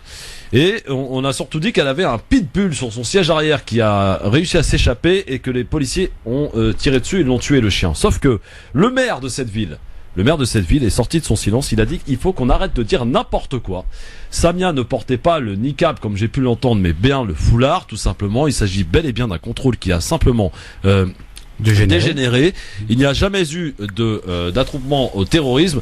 Samia a été placée en garde à vue. Elle est sortie hier soir et son chien n'était pas un pitbull mais un labrador de 6 mois. Voilà ce qui se passe aujourd'hui dans ce pays. Un banal, je veux dire, contrôle routier qui a effectivement dégénéré, que ça arrive à tout le monde, ça nous est tous arrivé. Non, pas moi. Parce que, oui c'est ça, oui. Parce que Madame portait le voile, Sarah, on en a fait toute une histoire et on a surtout énoncé, selon et encore une fois les propos du maire de l'île Saint-Denis, qui connaît bien cet individu, qui connaît bien Samia. On en a fait des mensonges et on a fait toute une propagande pour dire quoi? Encore les femmes voilées, voilà, elles ne se soumettent pas aux lois de la République, qui plus est, elles font des appels à l'apologie du terrorisme. Enfin, ça suffit, quoi, Sarah, non?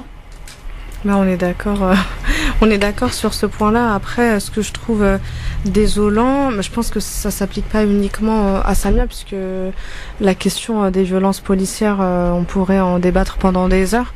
Et je pense que c'est un problème qui s'ajoute à tous ceux que je citais tout à l'heure.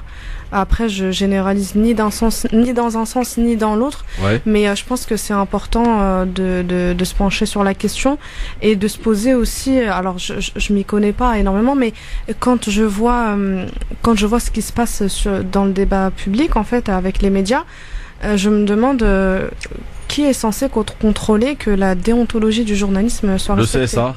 Le Conseil supérieur de l'audiovisuel qui est là pour veiller à ce qu'il n'y ait pas de dérapage, qu'il n'y ait pas d'appel à la haine, pas de diffamation, etc. C'est ça. Sauf que Sarah, moi je vais te répondre. La préfecture qui donne les informations. Oui, la préfecture, voilà. Ça, c'est autre chose. Non, mais les Parisiens, ils peuvent te dire que c'est la préfecture qui nous donne ces informations et point barre. Elle parle de qui veille à ce que, justement, il n'y ait pas d'appel à la haine et tout ça de proférer dans les médias. C'est le CSA qui fait son boulot, normalement.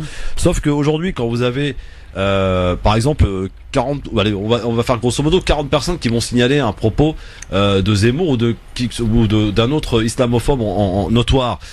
Le CSA va pas forcément regarder de très près. Par contre, quand vous avez un propos homophobe ou un propos judéophobe ou quoi que ce soit, où là il y a 45 ou 50 000 personnes qui se manifestent, le CSA va regarder. Et c'est encore une fois tout un problème d'inaction au sein de notre communauté, Sarah, qu'il faut quand même ne pas occulter. C'est important. Oui, tout à fait. Nous sommes aussi quelque part responsables de ce qui nous arrive, non, Sarah? Bah effectivement, comme on dit, qui ne dit mot consent. Ouais. Donc c'est important de passer à l'action quand il y a quelque chose qui nous plaît pas. Vous avez l'air fatigué, Sarah. Non, mais vous avez l'air fatigué. Je comprends en même temps de passer 1h30 chez Pro et de venir à France Maghreb 2 aux côtés de Gamal Abina et Nasser Al-Lajili. C'est du sport. C'est une véritable horreur, j'imagine. Non, mais en même temps, c'est vrai que j'ai une manière un peu... Endormie. Je sais pas si c'est le terme, non, mais je suis pas... voilà, j'ai tendance à parler de manière assez calme. Ouais. Tant mieux, bon, vous êtes à l'aise là, tout va bien. C'est rare. Ouais, vous êtes pas. C'est rare de trouver des personnes qui sont calmes quand ils parlent.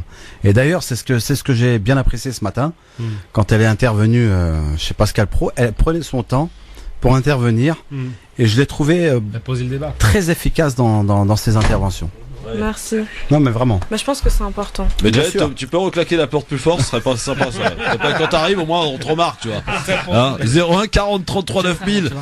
Et chère Sarah Elatar, en tout cas, c'est vraiment gentil d'être venu spontanément ici sur France Maghreb 2, parce qu'on voulait un petit peu avoir ta réaction sur ce qui se passe, sur ce climat islamophobe. Est-ce que le fait que le maire de l'île Saint-Denis sorte de sa réserve, j'ai envie de dire, ou de son silence, pour énoncer une certaine vérité, est-ce que c'est un geste à saluer de la part d'un élu? Nasser, toi qui aspires à devenir un maire.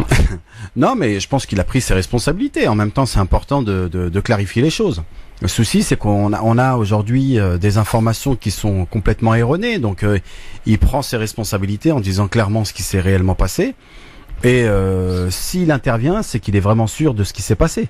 Ouais. Donc voilà, donc il va pas prendre cette responsabilité. Hein. Non, mais ça c'est normal. Non, il est dans son rôle. Et puis il y a un truc qu'il faut pas perdre de vue, c'est quand même grave. Sortons de l'histoire de l'islamophobie, parce que ça c'est une façon de détourner le débat.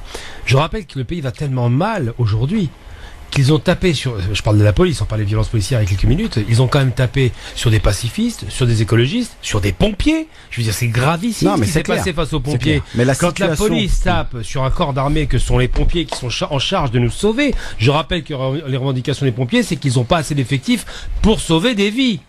Alors moi, entre le policier qui a tendance à avoir la main un petit peu facile sur son pistolet et le pompier qui est là pour sortir l'arme incendie et sauver des vies, mon cœur n'a pas trop de temps pour balancer. Hein.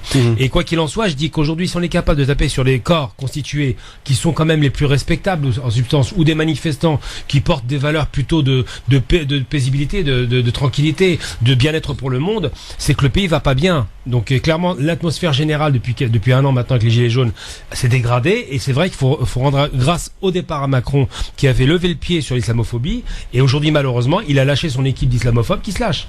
Voilà, non mais c'est ça, Nasser. Ouais, mais c'est clair. C'est ça aujourd'hui. C'est clair. Macron quand même a été assez nous a épargné quand même de cela durant sa campagne, durant ses premiers mois, mais aujourd'hui vous avez dans le gouvernement des ministres qui font le boulot, quoi. Absolument. Blanquer, Bruno Le Maire, Castaner, tous les R. Non mais c'est vrai, mais quand on regarde bien, c'est vrai que la situation elle est tellement délétère, et je pense que là vous avez des députés En Marche qui par contre font le taf et qui sont isolés, genre Aurélien Taché, genre Sonia Crémy par exemple. Oui, mais tu vois, regarde, là ce qui se passe réellement, Christophe, faut que les gens prennent conscience de ce qui se passe. Quand je dis ça, on est face à, il va y avoir des élections dans 5 mois. Donc on sait que certains, même ceux qui sont de confession musulmane et qui ont décidé de se lancer avec La République En Marche, on les a pas beaucoup entendus ces derniers temps sur les problèmes qu'il y a contre l'islamophobie et contre les attaques faites aux femmes voilées. Eh ben les gens, faut qu'ils prennent leurs responsabilités en allant voter, en faisant leur devoir de citoyen, ce qui serait aujourd'hui une meilleure réponse face à ces politiques qui profitent de la situation. Absolument. J'appelle à voter. Absolument. Parce qu'ils fassent leur démarche leur devoir de citoyen. La force de la voix. Absolument. Je suis d'accord avec toi. Non, mais et c'est ce qui manque aujourd'hui. Alors je crois qu'attends, il y a Youssef, il est pas content là. Salut Youssef. Ah, moi qu'on l'entende. Youssef. Allô? Ouais Youssef, bonjour. Tu nous appelles d'où Youssef? Bonjour, de la banlieue parisienne. Oui Youssef, t'as à peine 30 secondes parce que le temps passe très vite. Vas-y Youssef. Alors, moi je vais rapidement. Je félicite Monsieur Gamal Amina. Je le connais pas, mais ouais, c'est ça. De temps en temps, il envoie sa famille maintenant, tiens.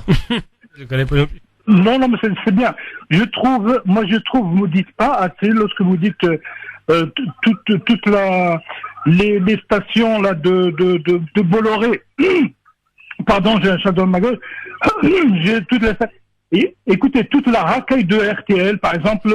Non, attendez, Youssef, on enlève le mot racaille, s'il vous plaît. On va pas faire aux autres ce qu'on n'aime pas qu'on nous le fasse à nous. Parce qu'ils n'arrêtent pas d'insulter. Ouais, non, mais d'accord, mais c'est pas une raison pour insulter vous aussi. Donc, vous voyez, on tombe dans un panneau, là. Écoutez, moi j'écoute, RTL. Ouais. Tout le déchet de la radio qui depuis des années, ils sont tous sur CNews, C8, C machin, donc ça. Et je trouve, moi, par exemple, tout à l'heure, j'écoutais Finkielkraut. Moi, je l'appelle croûte de merde. Je vous dis. Non, Youssef, allez, on se reprend. On est trop énervé, Youssef. Voilà, il faut qu'on apprenne à se calmer quand même. Regardez Sarah, elle est paisible, elle est calme. Elle s'en prend plein la tronche, Sarah. Ainsi que toutes les femmes qui portent le foulard, elle est calme. Vous voyez, nous les hommes, on sait pas, on est là, on peut pas, on réagit toujours avec l'émotion, la passion. Non, mais faut comprendre. Je peux le comprendre son émotion. Faut comprendre. Non, mais faut se calmer, quoi. Je veux dire, allez, à tout de suite le quiz. France Maghreb 2, France Maghreb 2. Merci d'être avec nous en direct sur votre radio évidemment avec Gamal Abina, avec Nasser Lachili et Sarah El Attar qui est avec nous sur France Maghreb 2 qui était ce matin chez nos confrères de CNews. Sarah, est-ce que le devoir t'appelle, si les médias t'appellent maintenant, tu es prête à t'afficher davantage pour essayer d'en faire entendre ta parole et te faire quelque peu le porte-parole de toutes ces femmes qu'on n'entend pas finalement dans les médias. On parle d'elles sans jamais les avoir en plateau. Franchement, je préfère pas m'avancer pour le moment. Je verrai une fois que j'aurai reçu les invitations. Après, Si Zemmour t'appelle. Moi j'y vais direct. Je réfléchirai. Non mais après j'ai pas envie de me prononcer et de pas honorer ma parole par la suite. Et puis même j'aime bien réfléchir avant de prendre un temps de réflexion avant de prendre une décision quelle que ce soit. Et j'ai oublié ce que je voulais dire d'ailleurs. Ouais, c'est pas grave. L'essentiel c'est qu'on ait compris. En tout cas, vous allez poursuivre. En tout cas, si on vous invite, vous allez y aller quoi. Ouais, peut-être pas tout le temps. Je ferai attention quand même parce que le but c'est pas d'être piégé surtout. Pas forcément d'être piégé, mais je pense qu'il y a des endroits où de toute façon la discussion est stérile, donc c'est pas intéressant. Mais oui, effectivement, je verrai en fonction des invitations. S'il y a moyen, vous y allez. Bon. S'il y a moyen et que je suis convaincue, j'irai. Ouais. Ce qu'il faut, c'est garder une attitude de sérénité, quoi. Vous parlez de partis politiques communautaires. Qu'ils allaient faire une loi peut-être là-dessus. Oui, justement, il parlait de ça ce matin chez nos confrères d'RMC. Est-ce que vous trouvez normal qu'un parti, je sais plus de quel parti musulman il parlait, UDMF se présente au municipal? Est-ce que vous considérez que c'est normal? Ça peut être bien sûr c'est normal, mais c'est comme le parti démocrate chrétien. Ouais. Donc c'est pas pareil. Ici, nous sommes dans un pays. Ah non, mais quand même. Mais ça reste communautaire. Voilà. Christiano-chrétienne. Oui, voilà. Les judéo, c'est arrivé après 45. Non, mais c'est Morano qui te dit qu'on est dans un pays. Morano, elle dit des choses. Morano, déjà, il faut qu'il réfléchisse avant de dire. Non, mais donc, ça veut dire que la démocratie, elle est limitée en France. Ça voudrait dire ça. Bien évidemment. Ah oui. Pour se détendre et pour terminer cette émission, en tout cas, on a passé un bon petit moment. Ouais, c'est bien. Et merci d'être venu. Mais est-ce qu'elle a le droit de participer au quiz? Oui, elle a le droit. T'es malade, le droit. Oui. Non, Sarah. Est-ce que j'ai le droit de pas participer? Oui, elle a le droit aussi. T'as le droit aussi. Est-ce que vous pourriez dire, j'aimerais bien que vous nous disiez un petit mot de votre association, ma chère Sarah. Alors, je suis présidente de l'association Hashtag Ambition. Qu'est-ce que Hashtag Ambition? Alors, Hashtag Ambition, c'est une association qui œuvre pour la réussite, donc dans tous les domaines et principalement donc on fait de l'accompagnement scolaire et on développe aussi un programme de concours d'éloquence qui est en plein essor et qui fonctionne plutôt bien. On a des parents. Faut aller voir Banlieusard, le film de Kerry James. Et Djamé qui joue le rôle de Suleiman qui est d'ailleurs un de nos coachs qui coach nos élèves. Excellent. Ouais, effectivement. C'est bien. Et donc oui, c'est un programme qui fonctionne assez bien. Donc on organise notre concours de manière annuelle et on est en train de développer des partenariats pour pouvoir essaimer parce qu'on a des demandes de collectivités et d'autres associations qui aimeraient pouvoir organiser eux aussi ce concours-là. Donc on s'est rendu compte que on était convaincus que c'était quelque chose d'intéressant, mais on s'est rendu compte que finalement on a répondu à un gros besoin et que les gens ont besoin d'avoir des espaces où pouvoir s'exprimer. Les réseaux sociaux de l'association, s'il vous plaît, madame. Alors Hashtag Ambition, hashtag en toutes lettres avec donc HASHTAG Ambition sur tous les réseaux Facebook, Instagram et Snapchat. Très bien. C'est un travail remarquable d'ailleurs. On n'hésite pas, évidemment. Merci. Et on salue parce qu'en plus vous parlez de nos enfants. Donc, absolument. Vous êtes maman vous-même? Oui. Oui. Donc forcément ça vous parle. Bon, le quiz. Non, excusez-moi. Oui, non, j'ai elle est fatiguée. Ah ouais, elle est pas maman, non. Non, mais je sais pas moi. Non, je suis pas maman. Non, je suis pas maman, mais pas encore. Non, pas encore. Voilà. Mais en fait, c'est intéressant parce que ça me fait penser à la raison pour laquelle on a créé l'association. C'est que, alors avec la cofondatrice, donc qui est d'ailleurs la femme de Nasser. Ça balance. C'est une histoire de famille. C'est un piston quoi. On salue Inès. Non mais en fait c'est mon ami d'enfance donc Nasser était pas là quand on l'a créé. Absolument. Ouais, c'est vrai. Quand on a eu l'idée en tout cas parce qu'on a mis un certain temps à la créer, mais on faisait du soutien scolaire en fait, c'était notre job étudiant et on s'est rendu compte qu'il y avait un gros besoin. Il y a a un gros besoin et potentiel. Hashtag ambition sur tous les réseaux, Sarah et Latar. Merci beaucoup. Le quiz pour finir cette émission. Attention, je rappelle les règles. Toutes mes questions ont un rapport avec la date d'aujourd'hui. Nous sommes aujourd'hui le 21 octobre. Et celui qui répond avant la fin de la question se verra retirer un point. On y va, c'est parti. Bon courage, bonne chance. Première question. Dans quelle ville américaine le métro a-t-il été inauguré en 1904 ? New York. New York. C'est Nasser. Il est bon, il est bon le Nasser. Voilà. Non, c'est rare. Deuxième question. En 1967, grosse manifestation pour dénoncer une guerre à Washington. Laquelle ? Vietnam. La guerre du Vietnam. Gamal Amina égalise. Un partout. C'est parti. Troisième question dans ce quiz. Quel pays, en 2004, accepte de redéployer des soldats autour de Bagdad suite à la demande américaine ? Ah, ça, c'est une question pour Gamal. Quel pays ? Les États-Unis ? Oui. Non, à la demande américaine. Ah, la demande américaine, non, d'accord. pas du tout. Attends, l'Arabie Saoudite ? Non, pas du tout. La France. Quel pays, en 2004, accepte de redéployer des soldats autour de Bagdad suite à la demande américaine? Ce ne sont pas les Russes. L'Angleterre. L'Angleterre est une bonne réponse. 2-1 pour Gamal Amina. Quatrième question. Ah oui, la France, tu sais qu'en 2004, ça n'avait pas été en Irak. C'est Tony Blair qui est à l'origine. Je cherche un chimiste, inventeur de la dynamite et créateur des prix Nobel. Alfred Nobel. Né en 1833, Alfred Nobel exactement.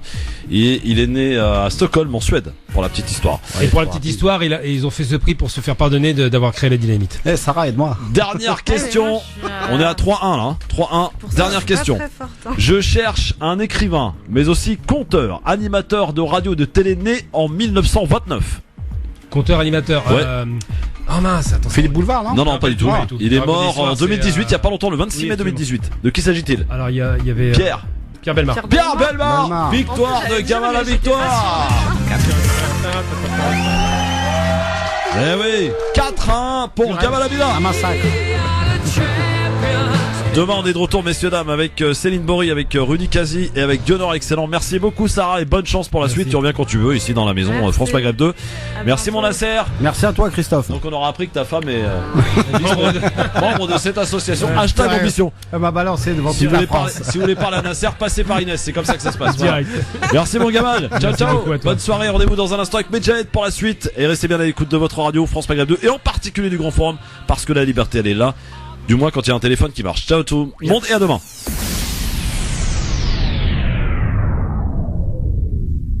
18h01, c'est pas encore aujourd'hui que je vais pas me faire engueuler. L'info tout de suite, le journal de Sophie Tarence pour l'actualité. Bonsoir Sophie.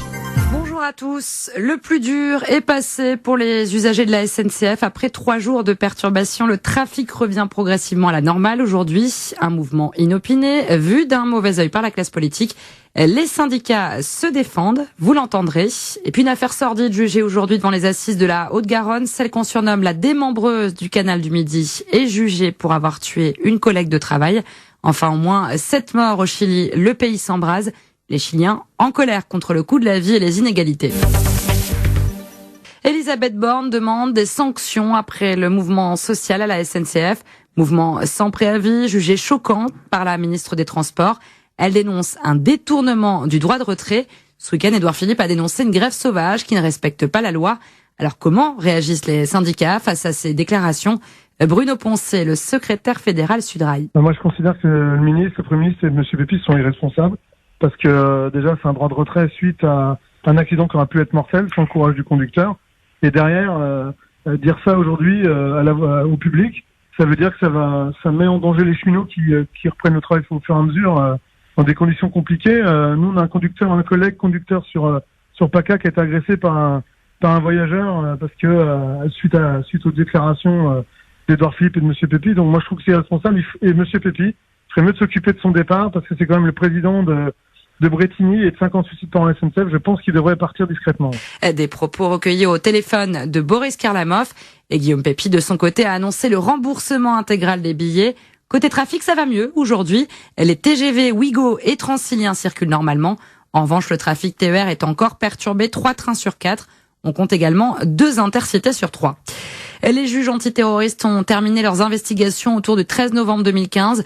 Attaques qui ont fait 130 morts à Paris et Saint-Denis.